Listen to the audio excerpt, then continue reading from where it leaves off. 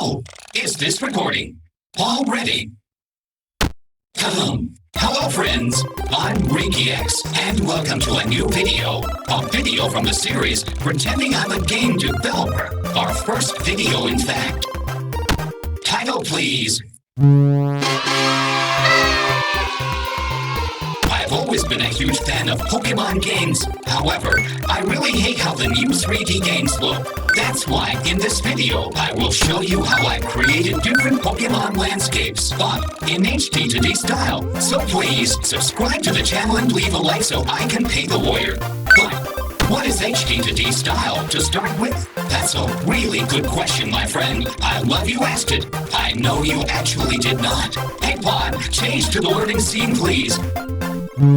According to Google, in 2018, Square Enix released a new game called Octopath Traveler, which introduced a revolutionary new graphics format called HD2D. Basically, HD2D is a mix of retro to D pixel art with modern 3D techniques. However, these are not the only factors that make a game look HD2D. There are other key elements that make this style recognizable. Let's take a closer look at Octopath to identify these key elements. First, as you can see, the terrain is created using blocks. Like in Minecraft. Not really. They also use more organic forms to achieve a more realistic look. However, every texture was created using pixel art. This gives the game a really cool retro look while also looking modern. We can also see that the light takes a huge part into achieving this style. There are some rays and lights everywhere in this game. And it also looks like the sprites are using normal maps to react directly to the lights. The camera of this game is also pretty interesting. As you can see, there is a heavy depth of field applied to it. They did this to achieve a more realistic look. It really looks like a real-life miniature. So now that we know what is HD2D, I can start showing you how I personally achieved this style. I used various programs to do this, so I will guide you through my process. So, let's start with 3D modeling. As I said before, one of the key elements of the HD2D style is the use of blocks. So, to create this blocks, I decided to use Blender. I picked Blender because I needed to also be able to sculpt these blocks. Sculpting small blocks gives them a more realistic and organic look. I also ensured the blocks seamlessly connect with each other. This will make placing them in the grid map within the game engine much easier. Now, let's make some pixel art. I decided to use a sprite for the pixel art. I'm not going to lie and say I did every sprite. That would have taken too long. Instead, I used sprites from the Pokemon Essentials version of RPG Maker, but I did create normal maps for them. And yes, it is just as time-consuming as it looks. I also made the terrain textures, one for grassy and dirt terrain, and a sand texture for a desert area, as well as their normal maps. This is how the blocks look, with the textures applied to them. Pretty cool, isn't it? Great! Now that we have the Pokemon sprites and blocks, let's create more details to enhance the landscape. I made some bushes and trees,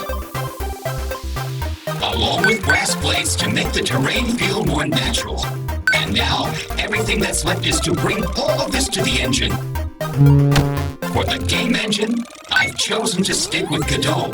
I know many will suggest using Unreal Engine, but as a dedicated Godot fan, I'm convinced it's just as capable for this project. In fact, this entire video was created with Godot.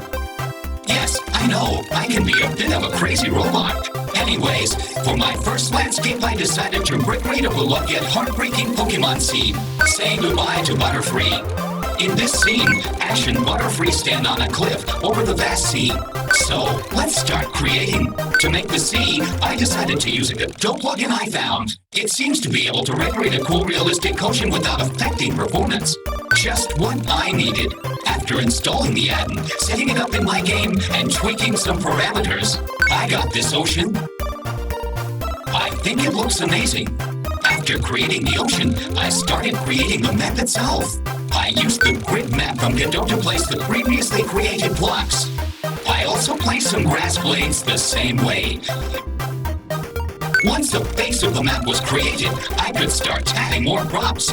I placed the bushes we made, making sure they always face the camera. And I also did the same with the trees. This is how the final scene looks like within the editor. And this is how the final render looks. What do you think?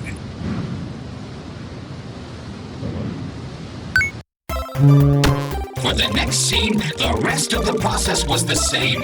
But I really love how water and lakes look in Octopath. So I decided to create a lake as well. And what better fit for a mysterious lake than Ghastly? And this is how the final render looks. It really looks spooky. The last scene I wanted to create was a desert. I love sand, and the idea of making a sandstorm really appealed to me. So, following the same steps and using the sand textured blocks, I created the map. I also sculpted some dunes to make it more realistic. And this is how the final render looks. And look, I made myself look on it.